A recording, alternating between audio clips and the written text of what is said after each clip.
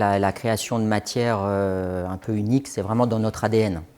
Maintenant, voir uniquement l'innovation ou l'originalité uniquement par le prisme du matériau, c'est un petit peu limité. Donc nous, on préfère aujourd'hui avoir une approche beaucoup plus globale et que développer une matière unique, oui, mais développer aussi son processus, sa sensibilité en termes de, enfin, le rendu, la finition, la durabilité.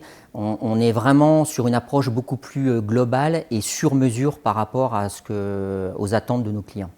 En fait, on est vraiment sur cette exploration de nouveaux procédés, utilisant l'IA, l'impression 3D, la finition manuelle, et on pense vraiment, on questionne en fait tout ce processus à travers cette présentation, et pour voir en fait est-ce qu'une pièce imprimée en 3D finie à la main, est-ce que c'est une pièce de luxe? On pose la question.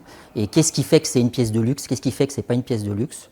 On sait aujourd'hui que on fait encore la part belle à des réflexes sur des matériaux anciens ou sur des savoir-faire anciens. Et c'est vrai que la notion de luxe, elle n'est pas forcément rattachée en fait à une matière ou un procédé qu'on a l'habitude de voir. Il y a aussi, je pense que si un procédé est juste, il peut être considéré comme luxueux si sa finition est exceptionnelle, même s'il était imprimé en 3D par exemple. Je pense qu'il faut vraiment réinventer d'autres modes de production. On a encore la part belle à la création humaine, heureusement, et je pense que c'est ça qui fera la différence et que le côté unique, personnalisable, il sera toujours porté par l'humain pour avoir de la valeur en fait.